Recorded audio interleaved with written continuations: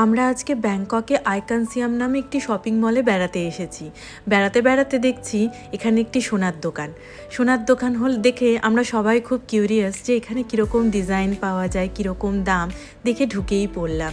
ঢুকে আবার তাদের জিজ্ঞেসও করলাম আমি কি ভিডিওটা করতে পারি, কারণ সোনার দোকানে তো সবাই অ্যালাউ করে না, কিন্তু তারা বলল করতেই পারেন। এগুলো দেখছেন তো, এগুলো সবই অরিজিনাল সোনা। মানে এখানে 22 ক্যারেটের গোল্ড নেই, 23 ক্যারেট আর 24 ক্যারেটের গয়না।